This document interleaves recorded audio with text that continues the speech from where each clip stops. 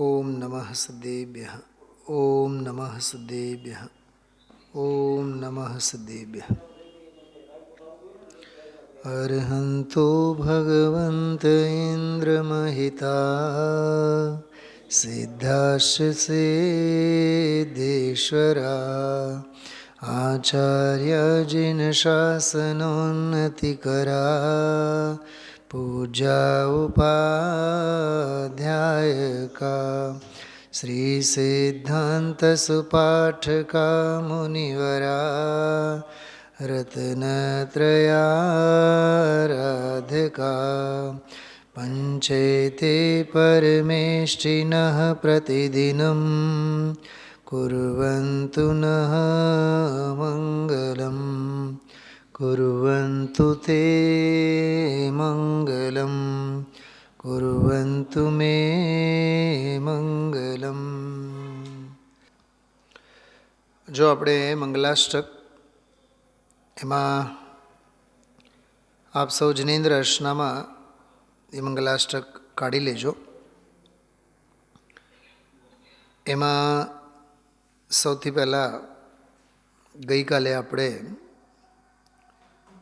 મંગલાષ્ટક આવા નામે જે સ્તોત્રની પરંપરા છે એમાં સંખ્યાની અપેક્ષાએ 8 છંદોના કાવ્યો સ્તુતિ સ્તવનો એની પદ્ધતિ અને પરંપરાની આપણે વાત કરી હતી।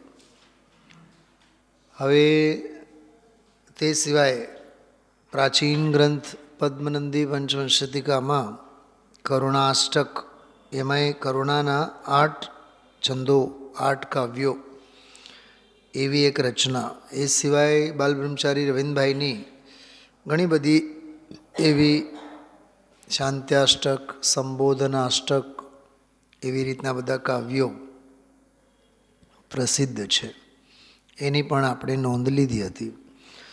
મૂળમાં આપણી ધાર્મિક વિધિ વિધાનોમાં સૌ પ્રથમ સંસ્કૃત મંગલાચરણ માંગલિક તરીકેનો શુદ્ધ ઉચ્ચારણ, શુદ્ધિ સાથેનું ઉચ્ચારણ, શુદ્ધિ માટેનો ઉચ્ચારણ મંત્રોચ્ચાર દ્વારા જે કરવામાં આવે છે એ મંગલાષ્ટક છે। અને લગભગ ધર્મની બાબતમાં સર્વસામાન્ય સમજ ધરાવનારને માટે અરહંતો ભગવંત ઇન્દ્ર મહિતા આટલો એક છંદ તો અર્ધો પરધો શુદ્ધ અશુદ્ધ પણ એને ખ્યાલ તો છે જ। એક વાત એ। બીજી વાત, એક વાક્યમાં કહીએ તો ઈષ્ટ દેવતાઓનું આરાધ્ય ઉપાસક ઉપાસ્યભૂત એવા પરમારાધ્ય દેવોનું પુણ્ય સ્મરણ આ મંગલાષ્ટકમાં કરવામાં આવેલ છે। હવે કયા કયા હોઈ શકે તો એની ચર્ચા આપણે ગઈકાલના સ્વાધ્યાયમાં કરી છે। 5 પરમેષ્ઠી છે, જીન ચૈત્ય ચૈત્યાલય જીન વાણી જીન ધર્મ, એ 4 5 અને 4 9 દેવતા છે। સમ્યક દર્શન જ્ઞાન ચારિત્ર મોક્ષ માર્ગ છે, 63 શલાકા પુરુષો છે, 64 રિદ્ધિધારી મુનિ ભગવંતો છે, ખ્યાલમાં આવે છે। સિદ્ધ ક્ષેત્રો છે, કૈલાસ, ચંપાપુર, પાવાપુર વગેરે। એટલું જ નહીં, અકૃત્રિમ ચૈત્યાલયો છે, જીન મંદિરો। એવી રીતે આમાં મોક્ષ માર્ગ, મોક્ષ માર્ગના આરાધક અરહંત સિદ્ધ આચાર્ય ઉપાધ્યાય સર્વેનું આમાં સ્મરણ કરવામાં આવેલ છે। આ બધો ગઈકાલનો વિષય છે આપણો। આજે થોડીક ઝડપથી આપણે આગળ વધીએ। પહેલો છંદ ગઈકાલે આપણે જોયું હતું, એમાં 5 પરમેષ્ઠીઓનો સર્વસામાન્ય સ્વરૂપ છે। 100 ઇન્દ્રો વડે, હવે ધ્યાનથી સાંભળજો બધાએ, 100 ઇન્દ્રો વડે જે પૂજિત છે એવા તે અરહંત ભગવાન। હવે જો 100 ઇન્દ્રો દ્વારા પૂજવાનો પ્રસંગ 7 પ્રકારના કેવળીઓમાં તીર્થંકર કેવળીને જ હોય છે। હવે એ ખબર ન હોય આપણને. અરહંત અરહંત કંઈ એક જ પ્રકારના ન હોય, 7 પ્રકારના હોય. એમાં સાતિશય તીર્થંકર પ્રકૃતિનો જેમનો ઉદય હોય, સમો શરણાદિકની જેમને રચના હોય, એમની સામે એમના કલ્યાણકોના પ્રસંગોમાં સૌ ઇન્દ્રો પ્રસ્તુત થતા હોય છે. તો આ તીર્થંકર અરહંતની મુખ્યતા એ વાત ચાલે છે. શું સમજાણું? આ બધા એક એક પરત ખુલતી જવી જોઈએ. એક એક વાતનો ખુલાસો સ્પષ્ટ થતો જવો જોઈએ. તો સૌ ઇન્દ્રો દ્વારા, હવે તમને કદાચ પ્રશ્ન ઊભો થાય, સૌ ઇન્દ્ર કયા? મારે નથી કહેવાનું સૌ ઇન્દ્રો કયા, એના માટે બીજી ગાથા શીખવી પડે.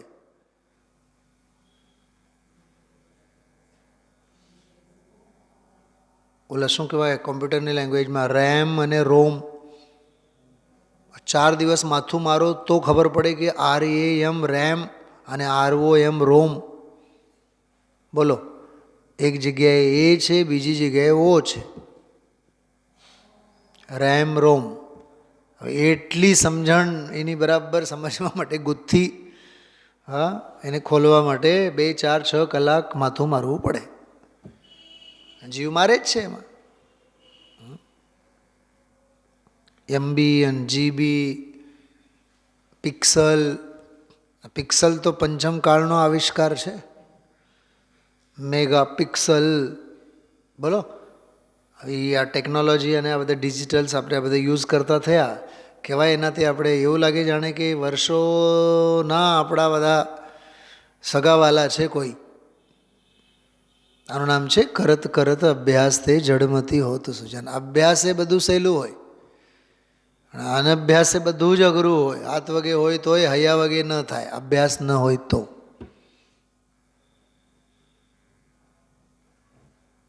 ખ્યાલમાં આવ્યો? ભવણાલય 40 વિંતર દેવાન હોંત 32 ચંદો કપ્પામર 24 ચંદો સૂરો નરો તિર્યો. એ આખી ગાથા છે, સર્વ પ્રાચીન શાસ્ત્રોમાં પ્રસિદ્ધ છે. ભવનાલય ભવનવાસીના 40, વેંતર દેવોના 32, કલ્પવાસીઓના 24, જ્યોતિષવાસીઓના ચંદ્ર અને સૂર્ય. નરો, નર એટલે નરો એટલે નરોના એટલે મનુષ્યોના ચક્રવર્તી અને પશુઓના સિંહ. એવી રીતે સૌ ઇન્દ્રો છે. આ બધું જો ભાઈ, એક જિનાગમની એક પંક્તિ સમજવી હોય ને બીજા 50 શાસ્ત્રોનો અભ્યાસ જરૂરી છે. મને એટલું સમજાય છે. આ કંઈ દેહ જુદા ને આત્મા જુદા એમ ભેદ જ્ઞાનની જેવી વાત સહેલી સટ લાગે છે ને, એ નથી. આ અભ્યાસનો વિષય છે આ. અને આ અભ્યાસ હશે તો જ આ પંક્તિઓને આ સ્તવનોનો મહિમા આવે. બાકી સૌ ઇન્દ્રો દ્વારા પૂજ. હવે શું સૌ ઇન્દ્રો દ્વારા પૂજ? કરો એની વ્યાખ્યા સમજાવો થોડુંક કંઈક. તો પંચકલ્યાણકોની બધી વાત આવે કે નહીં એમાં? એ કાંઈ ખબર ન હોય. હમણાં બર્થડે કહીએ તો કેમ મોઢામાં પાણી આવે? હા, મેરેજ એનિવર્સરી સાંભળીએ તો કેમ મોઢામાં પાણી આવે? ગુજરી ગયા શબ્દ સાંભળતા વેત જ કેમ આંખમાંથી આંસુ ઝરે? તો ઉઠમણું, પ્રાર્થના સભા, ગુજરી ગયા, મરી ગયા, એક્સિડન્ટ, આપઘાત, સુસાઇડ, હા, મોટી ઉંમરે બાળક પેદા થયો, હા, લગોલગ 10 દીકરીઓ, 11મો હવે કુળદીપક. બોલો, એ શબ્દો કેવા ભાવ ભાષણમાં આવે છે? આ કેમ નથી આવતો? પ્રશ્ન એ છે, જાતને સવાલ પૂછવાનો. આપણી પાસે જવાબ શું છે? હા સાહેબ, આટલા વર્ષોથી કોઈ દી સાંભળ્યા નહીં. તો સાંભળ્યા નહીં તો કંઈ તમારો કંઈ ક્વોલિટી છે? એ ગુણવત્તા થોડીક છે. અપરાધ છે. એ અપરાધ બોધ તો હોવો જ જોઈએ વકીલ સાહેબ. એટલીસ્ટ અપરાધ બોધ તો કરો, તો નિરપરાધ તત્વબોધ થાય. કરવો છે તત્વબોધ. અને કોઈ દિવસ સ્વપ્નમાં પણ અપરાધ બોધ નથી થતો. અપરાધ તો થયા રાખે છે, પણ અપરાધ બોધ જો સમજણ વધારવા માટે અભ્યાસ તો જરૂરી છે કે નહીં, બતાવો કમલેશભાઈ. એક વાત, રાજમાર્ગ તો એ છે કે નહીં? સમજણ કરવા માટે, સમજણ કેળવવા માટે અભ્યાસ જરૂરી છે.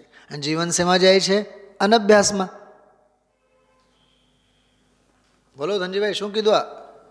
હા, સમજણ કેળવવા માટે અભ્યાસ તો જરૂરી જ છે ને. તો ગમે તે રીતે પણ અભ્યાસમાં વધારો કરો ને, સમજણ કેળવો ને, અનભ્યાસના સંસ્કારોમાં જીવન પૂરું થાય છે. તો આ તત્વ હાથમાં આવે તો ક્યાંથી આવે? સમજાણું? તો અરહંત કેવા છે? 100 ઇન્દ્રો દ્વારા પૂજિત છે, બરોબર. સિદ્ધ ભગવંતો કેવા? સિદ્ધીશ્વરાહ, જે સિદ્ધિના ઈશ્વર, મુક્તિના માલિક છે, સંપૂર્ણ સિદ્ધત્વને જેઓ પામેલા છે. એમાં એક શબ્દમાં જ અનંતી સાધના એનું ફળ આવી ગયું. અનંતી સાધના, અનેક ભવોની અનંતી સાધનાનો અનંત ફળ એક જ શબ્દમાં સિદ્ધિ. બોલો, આત્મસિદ્ધિ. કેટલું સરસ શબ્દ છે. સરસ નહીં, દરિયો છે, દરિયો. સરસ તો ખરો જ. સમયસાર સિદ્ધિ. બોલો, આત્મસિદ્ધિ. અહીંયા કહે છે કે સિદ્ધિના જે ઈશ્વર છે. બોલો, કેવું ગજબ છે આ. હા, અરહંતો ભગવંત ઇન્દ્ર મહિતા સિદ્ધાશ્ચ સિદ્ધીશ્વરા. આચાર્ય કેવા છે? આચાર્ય. આહા, બહુવચન છે. જિન શાસન ઉન્નતિ કરાહા, જિન શાસનને ઉત્કર્ષ પર લઈ જનારા છે. કેટલો ગૌરવ હોવો જોઈએ એમના પ્રત્યે. હા કમલેશભાઈ, ઘર પરિવારમાં કોઈ એક ગઢ્યા બુઢ્યા જે 90 વર્ષના થઈ ગયા હોય ને, આ અમારા બાપુજી અમારી આખી બિરાદરીને ઊંચે લાવ્યા છે. આ જે 50 કરોડની મિલકત છે ને, એ આ બાપાના આભારી જાય છે. અમે આજે જે 50 લાખના સોફા ઉપર બેઠા છીએ ને, એ આ બાપુજીને લીધે. કેટલા એના ઘણી ખમ્મા ખમ્મા ખમ્મા, કેટલા એના વખાણ. કેમ? તારા કાંઈ પુણ્ય જ નથી, ઘરના પરિવારના કાંઈ પુણ્ય છે જ નહીં. એ જ બધું ક્યાંક લઈને આવ્યા છે. કે નિમિત્તના પણ વખાણ કરવાની કંઈક હદ હોય છે ને. વસ્તુ સ્વરૂપ જ એમાં લોપાઈ જાય. અને નિમિત્તને નિમિત્ત ન રાખતા નિમિત્ત ઉપાદાન બની જાય. ખ્યાલમાં આવે છે? જેમ જેમ બેનો સમજો, આ પાર્લરનું મોઢું આમ કરે, બ્યુટી. ઓકે, હવે એ ગાલ બાલ ઉપર, હોંઠ ઉપર, નાક ઉપર, આંખ ઉપર, કપાળ ઉપર, જ્યાં તમારે એશિયન પેન્ટ્સ લગાડવા હોય લગાડો, પણ એ ચહેરાની મોહરાની સુંદરતા બની રહે. સમજાય છે? કદરૂપ સૌંદર્ય તો નહીં જ ને, કે એટલો બધો ઓવરલેપિંગ થાય કે જે ઓરિજિનલ સુંદરતા હોય એ ગાયબ થાય. એમ તો ન હોવું જોઈએ ને. એમ તો કરો ને, બાપાના વખાણ કરો, ગમે તેટલા કરો, પણ એક મર્યાદામાં ને. હું શું કહું છું ખબર સમજાય છે ધનજીભાઈ? એમાં વસ્તુ સ્વરૂપનો ઘાત તો ન થવો જોઈએ ને. નિમિત્તે જ જાણે કે હા બધું કરી લીધું હોય, એને લીધે જ થયું હોય, આવું તો ન હોવું જોઈએ ને. પણ ઓલાને એ બહુ ગમે છે. એ જે 90 વર્ષના બાપાને એ બહુ જ ગમે એને. ગુરુદેવસિંહ કહે છે, દાખલો આપે છે. 4 દીકરા હોય, પોપટભાઈનો દાખલો આપે. હા, 50-50 લાખના 5 મકાનો હોય, સ્વિટ્ઝરલેન્ડમાં અને અમેરિકામાં અને લંડનમાં. બધાય દીકરાઓ બધાય ખમ્મા ખમ્મા કરતા હોય. બાયડી અને લાડી અને બધાય સાંજે ભેગા થઈને બેઠા હોય. હા, શ્રીખંડપુરી ખાય, પત્તર વેલૈયા ખાય. હમણાં આમ કરીને આમ ઓડકારનો પણ અવાજ ગુરુદેવશ્રી કરે, મોહની ગહેલતાને સમજાવવા માટે. તો કેમ એ વડીલ પરિવારને ઊંચા લાવ્યા આર્થિક દૃષ્ટિએ, તો કેટલા એના વખાણ કરે. તો આચાર્ય કોણ છે? જિન શાસનની ઉન્નતિ કરનારા છે. વાહ, કેવું સરસ છે. મને તો આ એક છંદથી આગળ જવાનું મન જ નથી.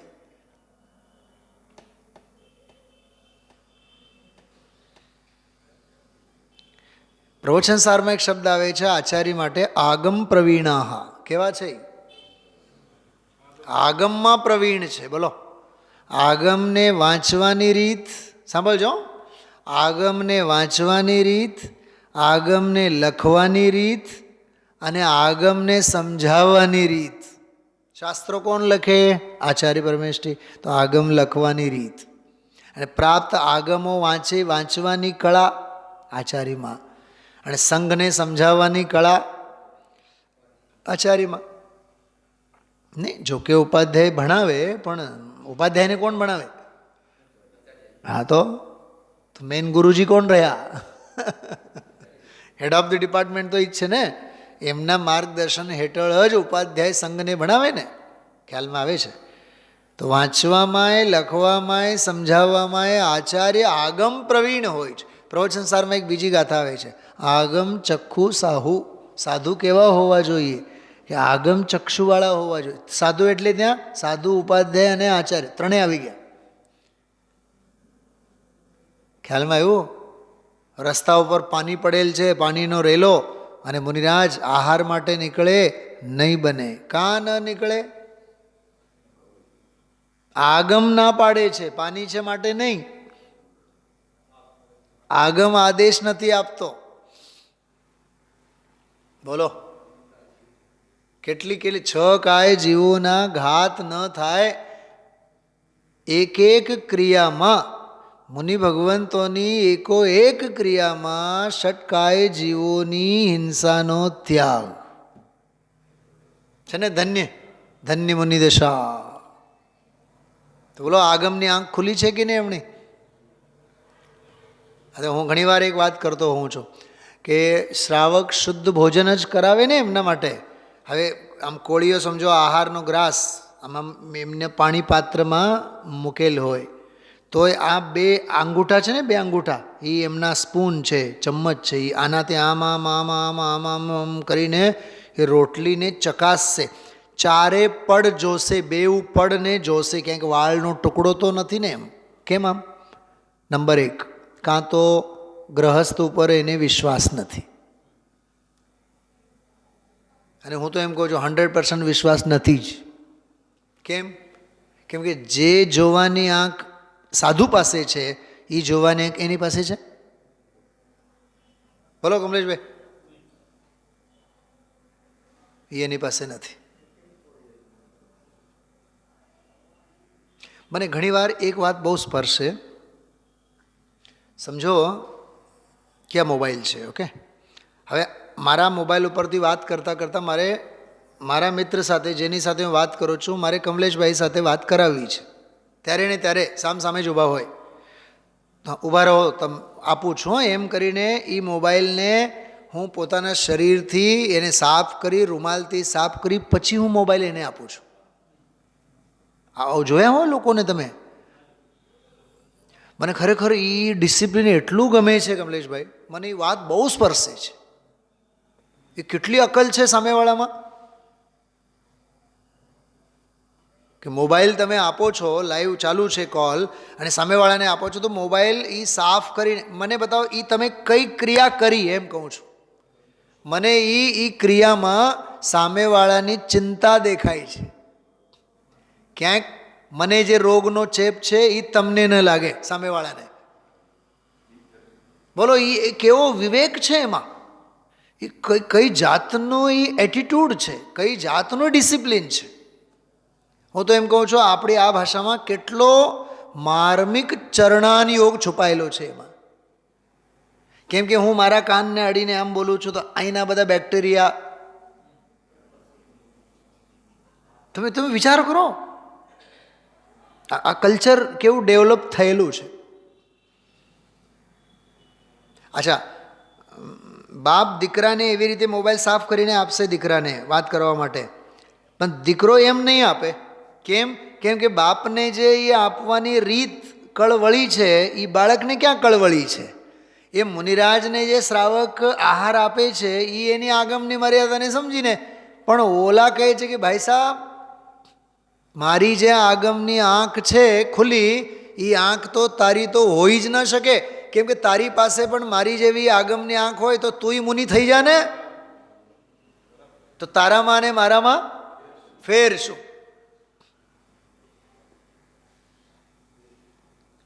કંઈક સમજાય છે શું કહું છો? વકીલ સાહેબ, કંઈક લોજિક મગજમાં આમ કામ કરે છે? એવા આચાર્ય મુનિ ભગવંતો ધર્મની ઉન્નતિ કરનારા હોય છે. એક બીજી વાત, દીકરો નાલાયક હોય, આ બાપ રોજ વઢે 10 વખત, રોજ મારે, રોજ વઢે સવાર સાંજ, અને માં એને પાલવે, છાવરે. એ માના ખોળામાં 18 વર્ષનો છોકરો પણ માના ખોળામાં માથું મૂકીને રડે. ઓલો રડે, બાપ 4 વળી પાછા ખેંચે એને. સમજો હું શું કહેવા માગું છું? રોજ વઢે અને રોજ રાત્રે સૂતી વખતે બાપ રડે. ઓલો તો રોજ રડે દીકરો, પણ સૂતી વખતે પોતાની પત્ની આગળ, હવે આપણો છોકરો મોટો થઈ ગયો છે, ખરેખર મારે હવે મારવો ન જોઈએ, મારે હવે એને બહુ વળવું ન જોઈએ. પણ એમાં એવું છે ને, તું એને છાવરે છે તો મારે તો એને વળવું જ પડે ને. બાપ બોલે છે પત્ની સામે, જો હું નહીં વળું તો ઓલો ક્યાંયનો ન રહે, સુધરશે નહીં. સમજો આ વાત શું કહેવા માગું છું?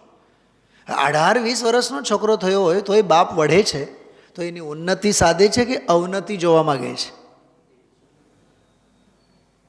જો બાપીશ્રી બોલો.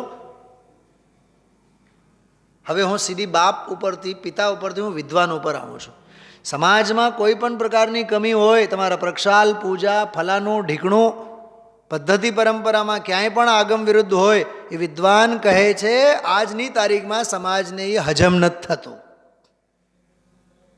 કેમ કે સમાજને સુધરવું જ નથી. કાલે મેં કીધું હતું ને, કાલે રાત્રે કે સવારે જ કીધું હતું, હા રાત્રે જ દાખલો આપ્યો હતો. માંડ તો મંદિરે આવતા થયા અને ઓલાએ ફિટ કરી દીધા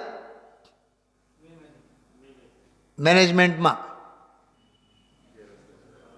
અને મેનેજમેન્ટમાં પણ એ ડિપાર્ટમેન્ટ આપ્યો કે તમારે વિદ્વાન, મંદિર, ફલાનું ઢીકણું એ બધું જોવાનું. હવે જે વિદ્વાનની સલાહ એ ભાઈ સાહેબને માનીને આત્મકલ્યાણ કરવાનો હતો, હવે એ ભાઈ સાહેબ શું કરે છે? રોજ ઉઠીને ખાલી જગ્યા ભરો, એ વિદ્વાનને સલાહ આપે છે. તો બેડો પાર થઈ ગયો ને, આ ભાવ તો પૂરો થઈ ગયો ને. એમાંય 4-6 મહિનાના સંસ્કાર થઈ ગયા ને કમલેશભાઈ, તો બધું જ સત્યાનાશ, બધું જ સત્યાનાશ. કેમ કે હવે કોઈ દી હકથી બેસીને તત્વ સાંભળવાનો નથી. આવ્યો તો ક્યાં આવ્યો, તો શેના માટે, અને જઈને કયા ખાડામાં પડી ગયો? જો એનો હોનહાર ક્યાં લઈ ગયો? તો એના કરતાં એ ધંધે અને પેઢીએ હતો ને, તો કોક વાર ભૂલે ચૂકેથી યાદ તો કરતો. આને ગુરુદેવસિંહ ઓલો દાખલો નથી આપતા, ઉલમાંથી ચૂલમાં ગયો, ઓલો સાપનો દાખલો, કંદોઈનો. હા, ઉપર લટકતો હતો, એ ધુમાડાને લીધે સીધો કડાઈમાં પડી ગયો. વકીલ સાહેબ, હવે ઓલો જૈન કંદોઈ હતો, એને આવી દયા, એને કડાઈમાંથી કાઢી કે ભાઈ બચી જાય, આ ખોલતા તેલમાં પડે છે, મરી જશે. પણ એ તો નીકળ્યો તો સીધા ઓલા ચૂલમાં જ ગયો. એ તો ભડ ભડ ભડ, જેને લીધે તેલ ખોલે છે, ગરમ થાય છે, જેને લીધે એ ભાઈ સાહેબના જ ઘરમાં ઘૂસી ગયો. એ કમલેશભાઈ 90% લોકોના આવા હાલ છે. તમે તો સાવધાન રહેજો, મિત્ર તરીકે કહું છું, તમે આ વસ્તુ છો જ, પણ છતાં સાવધાની હટી, દુર્ઘટના ઘટી. કોઈ દી કોઈની વાતોમાં નહીં જ આવું. મેં ઘણા યુવાઓને જોઉં છું, મને બહુ વિચાર આવે છે. પણ હોનહાર વિચારીને સમાધાન, સમાધાન, સમાધાન. પંચમ કાળ છે, પડતા પરિણામ છે. જો પડતા પરિણામ છે, બુદ્ધિ દુર્બુદ્ધિ છે. બુદ્ધિ અલ્પ બુદ્ધિ પ્લસ દુર્બુદ્ધિ. અંતો નથી સુઈનમ, શાસ્ત્રોનો પાર નથી. કાળો થોરો, કાળ કેટલો થોડો છે. એટલે કોઈને કોઈ દિવસ વગર માગે સલાહ આપવી જ નથી, નહીં જ દેવાની. 10 વખત સલાહ માગે તોય માંડ 11મી વાર દેવી, ટેવ આવી રાખવાની.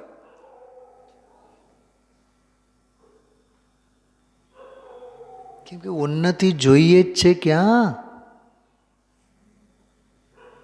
ખ્યાલમાં આવ્યો? આચાર્ય પરમેષ્ઠી માટે કેટલું સરસ લખ્યું છે. આચાર્યા જીન શાસનોન્નતિ કરા. જીન શાસનના ઝંડાને, જીન શાસનની ધ્વજાને શિખર પર લઈ જનારા છે, એને આચાર્ય કહેવાય. ઉપાધ્યાયકા કેવા છે? ઉપાધ્યાય શ્રી સિદ્ધાંત સુપાઠકા, જે સિદ્ધાંતના પાઠક છે, માત્ર પાઠક નહીં, સુપાઠક. કમલેશભાઈ થોડુંક આ વિશેષણને બહુ ધ્યાનથી લેજો. સિદ્ધાંતમાં શું આવે? કર્મ સિદ્ધાંત આવે, આત્મ સિદ્ધાંત આવે, વસ્તુ સિદ્ધાંત આવે, નિમિત્ત નૈમિત્તિક સંબંધની વાત આવે, ઉપાદાન નિમિત્તની વાત આવે, ક્રમબદ્ધ આવે, દુનિયાભરનું આવે ને, દ્રવ્ય ગુણ પર્યાય બધું જ આવે ને, આગમ અધ્યાત્મ પ્રથમાનિયોગ કરણાનિયોગ ચરણાને બધું જ આવે ને સિદ્ધાંત કહેતા. પણ એ સિદ્ધાંતને જે તે અર્થને સમજીને સમજાવનારા સુપાઠકા. કેટલું ગજબનું છે. પાઠકા એટલે ટીચિંગ, ભણાવનારા, સમજાવનારા, સંઘને સમજાવનારા, શિષ્યોને બોધ આપનારા, માર્ગે, હા માર્ગે એમને સ્થિર કરનારા, માર્ગાનુસારી શ્રદ્ધા. શ્રીમદજીના સાહિત્યમાં એક વાત આવે, ગુરુદેવશ્રી બહુ કહે છે, માર્ગાનુસારી શ્રદ્ધા નથી દેખાતી. આ પંચમ કાળમાં ઘણા જીવોની કેવી શ્રદ્ધા નથી દેખાતી? બહુ બહુ માર્મિક વાત છે. જો માને મુનિ કો વહી તો પુણ્ય આત્મા, જો માને મુનિ કી વહી તો ભવ્ય આત્મા. મુનિરાજને માનનારા પુણ્યાત્મા ઘણા છે, પણ મુનિરાજનું માનનારા ભવ્યાત્મા ઓછા છે. શું સમજાણું સાહેબ? વકીલ સાહેબ, માર્ગાનુસારી શ્રદ્ધા બહુ માર્મિક વાત છે. હા, તમારી વકાલતની દુનિયામાં ન્યાયાનુસારી શ્રદ્ધા. બોલો કેટલી પબ્લિકને, અરે વકીલોની વાત કરો ને, એ વકીલોમાં કેટલા વકીલો કે જે ન્યાયાનુસારી શ્રદ્ધાને ધરાવનારા હોય, ન્યાય નીતિને અનુસારે. ખ્યાલમાં આવે છે? એમ કહેવાતા જૈનો કેટલા માર્ગાનુસારી શ્રદ્ધાવાળા. સાંભળો, હજી કહેવાતા મુમુક્ષુ કેટલા માર્ગાનુસારી.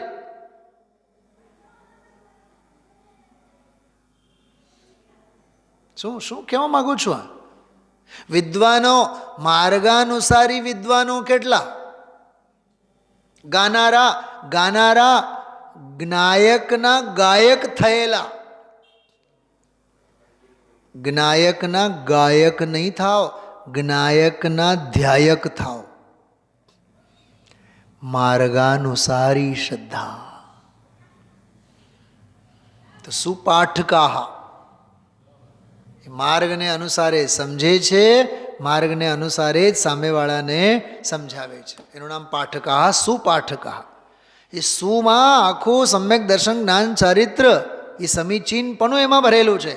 જેમ ઓલા ચામાં સરસ મજાની એક એલચી નાખો ને, ચાની આખી શક્લ સુરત, એમ પાઠકા શબ્દ પહેલાં જે સુ શબ્દ છે ને, એ એકને લીધે પાઠકાનો અર્થ બદલાઈ ગયો.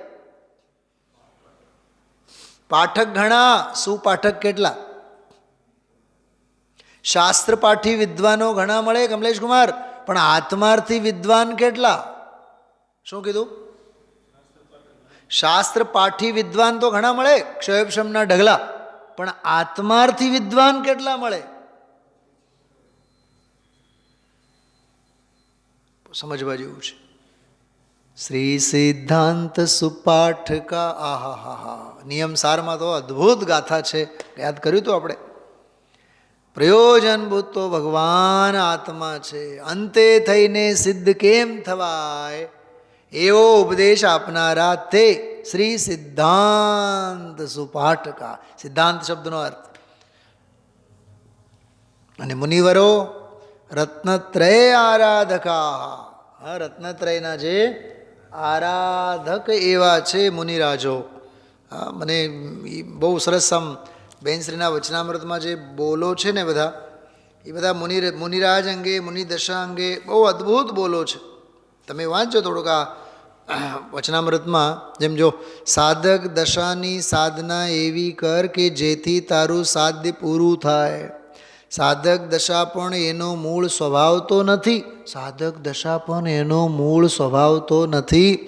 એ પણ પ્રયત્નરૂપ અપૂર્ણ દશા છે. માટે તે અપૂર્ણ દશા પણ રાખવા જેવી તો નથી. બહુ બહુ સરસ છે. મુનિરાજો અંગેના તો બોલો તો એવા એવા એવા ગજબના છે ને. એમાંય બેનશ્રીના વચનામૃતમાં તો દેવ, ગુરુ, ધર્મ અંગેના બધા બોલો બહુ ગજબના છે. આમ તમે વાંચો વાંચતા જ જાઓ, વાંચો વાંચતા જ જાઓ, એટલા સરસ. ગુરુદેવશ્રીના પ્રવચન તો અલૌકિક અને અદ્ભુત છે આના ઉપરના. તો તમે આમાં એ બોલો ઘણા બધા કાઢી શકો છો મુનિરાજ અંગેના. બહુ સારા સારા. જો, સ્વરૂપની લીલા જાત્યંતર છે, 78 નંબરનો બોલ છે. સ્વરૂપની લીલા જાત્યંતર છે. મુનિરાજ ચૈતન્યના બાગમાં રમતા રમતા કર્મના ફળનો નાશ કરે છે. અને આપણે સ્વાધ્યાય ભવનમાં બેઠા બેઠા પણ કર્મોના બંધ કરીએ છીએ. ઓલા ચૈતન્યના બાગમાં રમતા રમતા કર્મના ફળનો નાશ કરે છે. અને અહીંયા કર્મના નાશ કરવાની દુકાને આવીને પણ આપણે કર્મોના ઢગલા બાંધીએ છીએ. જેટલી જે માથાકૂટો ઘર પરિવારમાં ન હોય એટલે અહીંયા હોય. કશાયના કાદવ એટલા બધા ત્યાં નહીં ઉછળે એટલે અહીંયા આવીને ઉછળે. કહેતા હતા ને કહેતી હતી ઘરમાં, કોની હારે કરીશ તું? પુત્ર વધુ તો જર્મની જતી રહી, તો સાસુમાં કોની હારે કરે? સમજાય છે હું શું કહેવા માગું છું? આલંબન જ નથી. અને અહીંયા ઢગલા આલંબનો રાહ જોઈને મોડા ફાડીને લાઈનસર બેઠા હોય. કંઈક કીધું મેં કાકા? સમજાણું શું કીધું મેં હમણાં? કોણ? શેની વાત કરું છું? બોલતા નહીં. આ બધું સમજવા જેવું છે. અન્ય ક્ષેત્રે કૃતમ પાપમ ધર્મ ક્ષેત્રે વિનશ્યતિ. ધર્મ ક્ષેત્રે કૃતમ પાપમ વજ્રલેપો ભવિષ્યતિ. સમજવા જેવું છે. હા, બહારમાં આસક્તિ હતી તે તોડી. આહા, સ્વરૂપમાં મંથર, સ્વરૂપમાં લીન થઈ ગયા. સ્વરૂપમાં જ તેમનું આસન, સ્વરૂપ જ નિદ્રા, સ્વરૂપ જ આહાર. તેઓ સ્વરૂપમાં જ લીલા, સ્વરૂપમાં જ વિચરણ કરે છે. સંપૂર્ણ શ્રામણ્ય પ્રગટાવીને તેઓ લીલા માત્રમાં શ્રેણી માંડી કેવળ જ્ઞાનને પ્રગટાવે છે. બોલો, એક બોલમાં 7 તત્વનો સાર આવી ગયો. અને એક જ બોલમાં અષ્ટમ ભૂમિની વાત થઈ. કઈ વાત કરી મેં બે હમણાં? એક જ બોલમાં 7 તત્વનો સાર, 7નો આંકડો, અને અષ્ટમ ભૂમિની પ્રાપ્તિ 8નો આંકડો. 7 અને 8 કેટલા થયા? 15 નહીં, 78. અરે 7 અને 8 સામે લખો, 78 થયા ને? તો 78 નંબરનો બોલ હતો, એની વાત કરો છો. કાંઈક સમજાય છે? હવે સમજાણ. ગુરુદેવશ્રીની સભામાં આવી રીતે અંકશાસ્ત્રનો આનંદ બધાએ લેતા.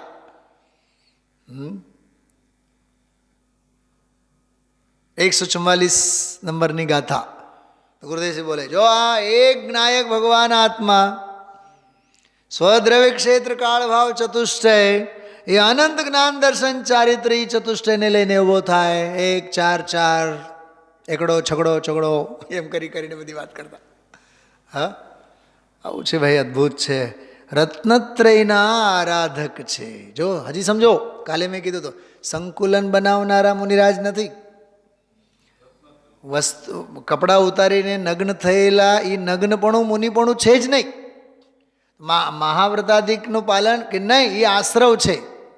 તો વસ્ત્રાધિકનો ત્યાગ એ અજીવ છે. શું કીધું? વસ્ત્ર ત્યાગનો કાર્યક્રમ એ અજીવનું અનુષ્ઠાન. શું કીધું? ભાષા સમજો. વસ્ત્ર ત્યાગનું અનુષ્ઠાન અજીવનું અનુષ્ઠાન, અને મહાવ્રતાધિકનું પાલન એ શુભાવ એ આશ્રવનો તાંડવ. એમાં ધર્મમાનનો એ બંધનો તાંડવ, ભાવબંધ. અને તે કાળે પણ અંદરમાં જ્ઞાનની ધારા જાગૃત થઈને વર્તતી હોય એ સંવર, એ ઉછળતી હોય એ નિર્જરા, અને પૂર્ણતાને આરે પહોંચી ગઈ હોય એનું નામ મોક્ષ. અને જીવ એને કોઈની હારે કાંઈ નથી લેવું.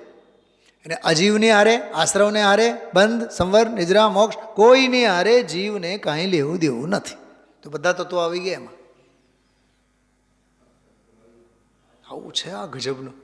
હા, કેટલું સરસ, કેટલું સરસ છે.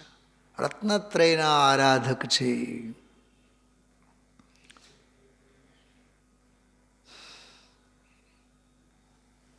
એક ગાથા યાદ આવે છે સમયસાર. 275 નીકળી ગઈ, 75 તો નીકળી જ ગઈ. અહીંયા બાજુમાં જ લખેલ છે, બહુ સરસ ગાથા છે. 78 79 80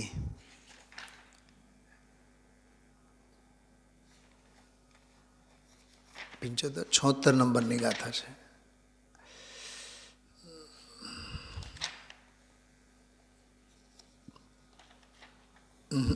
એની ગાથા બહુ સરસ ગાથા છે.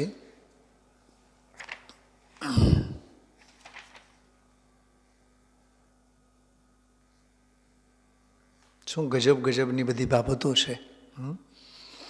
તો કહે છે રત્નત્રયના આરાધક એવા મુનિ ભગવંતો પંચૈતે પરમેષ્ટિનઃ પ્રતિદિનમ કુર્વંતુ નઃ મંગલમ. જો નઃ એટલે આપણા સહુ કોઈનું મંગલ થાવ એમ. હવે એનો મહિમા જુઓ. શ્રીમન્નમ્ર સુરાસુરેન્દ્ર મુકુટ પ્રદ્યોતરત્ન પ્રભા ભાસ્વત્પાદનખેન્દવ પ્રવચનાંબોધિન્દવ સ્થાયિન. હે સર્વે જિન સિદ્ધ સૂર્યનુગતા સ્તે પાઠકા સાધવ સ્તુત્યા યોગી જનૈશ પંચગુરવ કુર્વંતુ નઃ મંગલમ. આમાં જો અરહંત સિદ્ધ અને એમના અનુગત એટલે અનુસરણ કરનારા, ત્રીજી લીટીમાં જો વચ્ચે અનુગતા, આ એક બહુ માર્મિક શબ્દ છે. એટલે અરહંતો અને સિદ્ધોનું અનુસરણ કરનારા એવા તે પાઠકાહા સાધવ. એટલે સાધુ અને પાઠક એટલે ઉપાધ્યાય પરમેષ્ઠી. એના પહેલાં અરહંત સિદ્ધ અને આચાર્ય ત્રણેયની વાત આવી છે. થોડીક અટપટો શ્લોક કહો કે ગંભીર શ્લોક છે. થોડું હિંમત કરીએ આપણે જો સમજવાની. શ્રીમન નમ્ર, શ્રીમત શબ્દ છે. શ્રી એટલે લક્ષ્મી, લક્ષ્મીવાળા એટલે વૈભવયુક્ત. તો આમસ્તે દૈવી વૈભવનું તો શું કહેવું, બરાબર? અથવા અહીંયા અરહંત સિદ્ધોના અર્થમાં કહીએ તો અનંત ચતુષ્ટય સંપન્ન જે છે અરહંત ભગવાન, એમના ચરણોમાં નમ્ર એટલે એમની સામે એમના ચરણોમાં જે નમ્ર છે. કોણ? કે સુર અને અસુર. સુર એટલે દેવો, અસુર એટલે રાક્ષસો. સુર અને અસુર એમના ઇન્દ્રો. સુરના ઇન્દ્રો એટલે સૌધર્મ વગેરે, અને અસુરના ભવનવાસી અંતરવાસી જે પણ બધા, ટૂંકમાં 100 પ્રકારના ઇન્દ્રો, અસંખ્ય દેવો બરાબર, એ બધા ઝૂકી ગયા છે, નમ્યા છે, નમી ગયા છે. નમવાથી એમનું મુકુટ પણ નમ્યું છે.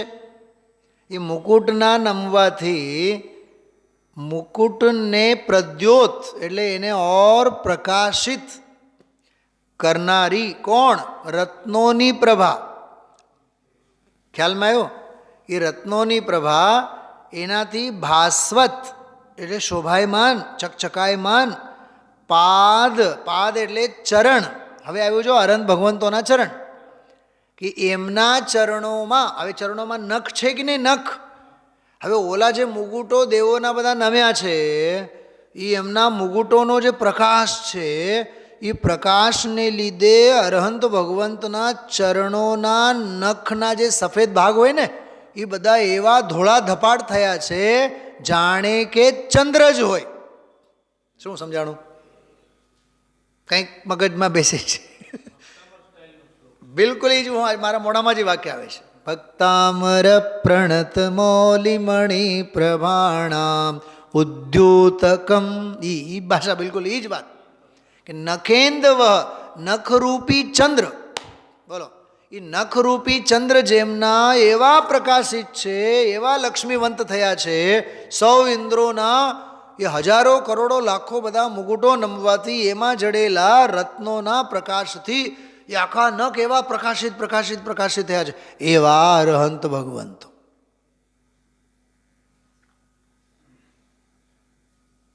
આ છે કવિત્વ.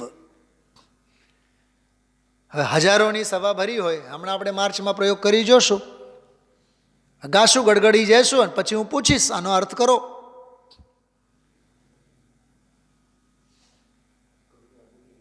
હવે બોલનારે એમ બોલશે, પંડિતજી આમને તો હું ખબર, એ તો તમારા જેવા એ પંડિતજી જાણે. એના માટે જ છે નહીં તો કોક વાર સમજો તો ખરા. હા, શ્રીમન્નમ્ર સુરાસુરેન્દ્ર મુકુટ પ્રદ્યોતરત્ન પ્રભા ભાસ્વત પાદ નખેન્દવ. એ અરહંત ભગવાનનો વિશેષણ. હવે આગળ જો, પ્રવચન અંબોધિ ઇન્દવ. વાહ! પ્રવચન, અહીંયા પ્રવચન એટલે દિવ્ય વાણી, દિવ્ય ધ્વનિ. તો પ્રવચન એટલે દિવ્ય વચન. તો દિવ્ય વચન કોને હોય? અરહંતોને હોય. બરાબર? તો તીર્થંકર અરહંતને હોય. તો એ પ્રવચન રૂપી અંબોધિ, અંબોધિ એટલે સમુદર, અંબ એટલે જળ, અંબોધિ એટલે સમુદર. એ સમંદરને પ્રકાશિત કરવા માટે જે ચંદ્ર છે. કેમ આ ચંદ્ર આમાં ક્યાંથી આવ્યો? કેમ કે દરિયામાં ભરતી અને ઓટ આવે ને, તો ભરતી ક્યારે આવે? જ્યારે પૂનમ 16 કળાએ ચંદ્ર ખીલ્યો હોય ત્યારે. તો જેમ તીર્થંકર રૂપી અરહંત ભગવાન રૂપી ચંદ્ર એવા ચંદ્ર છે જે પ્રવચન રૂપી એટલે આગમ રૂપી, સિદ્ધાંત રૂપી, દિવ્ય વચન રૂપી સમુદરને ઉછાળે છે. શું સમજાણું? અરહંત ભગવાનનો વિશેષ. અચ્છા, આટલા સુધી સમજો કે અરહંત ભગવાનની વાત થઈ. હવે કહે છે કે કેવા છે? સ્થાયીન. તો આનો પણ બહુ ગજબનો અર્થ છે. સ્થાયી છે એ તો સામાન્ય અર્થ છે, પણ એ ભરતમાં ભલે ને અટાણે ન હોય પણ વિદેહમાં તો છે ને. એટલે એ અરહંતો મધ્યલોકમાંથી ગમે ત્યાંથી પણ હોય, પણ એ નિરંતર હાજર રહેવાના જ. વિદેહમાં તો કાયમ ચોથો જ કાળ. સ્થાયી ન.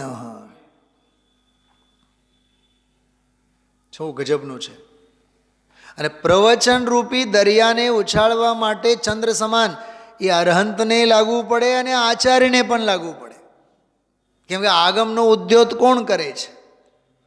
આચાર્ય પરમેષ્ઠી કરે છે. આચાર્ય કુંદ કુંદ વિના સમયસારની કલ્પના કરી જુઓ. તો એ બધાને કહે છે એ સર્વે જે બધા છે. કોણ કોણ છે? જીન. જીન એટલે અરહંત ભગવાન, સિદ્ધ એટલે સિદ્ધ ભગવાન, અને કહે છે સૂરી. સૂરી એટલે આચાર્ય. શું સમજાણું? તો ઓલી બે લીટીમાં જે વિશેષણો આપ્યા છે એ બધા વિશેષણો અરહંતને લાગવું પડે, સિદ્ધને લાગવું પડે અને સૂર્ય એટલે આચાર્યને પણ લાગવું પડે.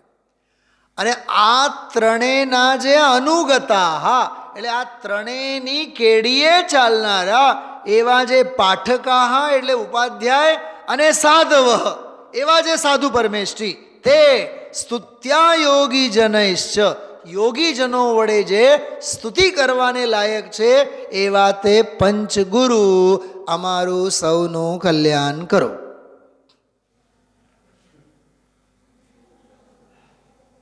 આમાં લોહી રેડો તો સમજાય. હું જીવું છું ને મારામાં જ્ઞાન છે ને હું જ્ઞાનથી જાણું છું તો આખી જિંદગી ભણતો રહે, નહીં સમજાય. આમાં ઊંડે ઉતરવું પડે ભાઈ. આ કાંઈ સામાન્ય વાત જયેશભાઈ સમજાય છે? આ વિદ્વત્તા કોને કહેવાય, અભ્યાસ કોને કહેવાય, શાસ્ત્રી ડિગ્રી કોને કહેવાય, અને 30-40-50 વર્ષનો અનુભવ કોને કહેવાય? કાં કમલેશભાઈ, તમે લેપટોપનો આડો એટલે ફટ દઈને ખુલી જાય, હું માથું ફોડું તોય નહીં ખુલે? બોલો. તમે ઓલું માઉસને હાથ માલો એટલે ફટ દઈને આવી જાય, સાહેબ જો આવી ગયો, ગયું ક્યાંય નથી. અને હું ફૂંક મારું તો બધું વયું જાય. કેમ કે મારી અણઆવડત અને તમારી આવડત. એટલે જ હું જે કહું છું ને અભ્યાસ બહુ જરૂરી છે. હા બિલકુલ 100% કમલેશભાઈ, બિલકુલ સાચી વાત છે. શું ભાભીશ્રી સમજાય છે? આ અભ્યાસનો આવો વિષય છે. મારે તો 4-5 સ્વાધ્યાયમાં જ લેવાનો હતો, પણ આમાં ઊંડે ઉતરો ને મને તો આ શબ્દમાં બહુ મન મારું રીજે છે. અનુગતા, અનુગતા. અરે ઉપાધ્યાય પરમેષ્ઠી કેવા, સાધુ પરમેષ્ઠી કેવા, જે અરહંત સિદ્ધ અને આચાર્યના અનુગામી હોય. અહીંયા તો હજી જરી કંઈક સમજાણું હોય ન સમજાણું હોય, હું પોળો અને બજારની શેરી સાંકળી, મારે કોને પૂછવાની જરૂર છે? કમલેશભાઈ સાચું કહું તમને, અત્યારે ગણધરની ગાદીએથી બોલું છું, પૂછું છું. હું ઘણીવાર તમને નોનસેન્સ સવાલો નથી કરતો કોમ્પ્યુટરને લગતું. ભલે ને તમને મારા ઉપર હસો આવતો, પણ તમને ખબર છે કે સાહેબને કંઈ આવડતું નથી તો પૂછવાના જ છે. પણ પૂછીને આપણે આપણું અજ્ઞાન દૂર કરીએ. હું તો એમ કહું છું, તમને એટલું તો ખ્યાલમાં આવ્યું કે સાહેબને એટલું ન ખ્યાલમાં હોય તો તમે તો બીજી 4 બાબતો ઓર હોંશે હોંશે સમજાવશો. એક વાત યાદ રાખજો, અજ્ઞાનને દૂર કરવા માટે 4 વર્ષના બાળકને પણ ગુરુ બનાવવું પડે તો બિલકુલ બેશરમ થઈને બનાવવાનું. પણ હું પોળો અને બજારની શેરી સાંકળી એમ થઈને કોઈ દી નહીં ફરવાનું. જો આ દ્વાદશાંગના પાટી ઉપાધ્યાય પરમેષ્ઠી રત્નત્રયના આરાધક સાધુ એ બધાએ અરહંત સિદ્ધ અને આચાર્ય ત્રણેયના અનુગતા.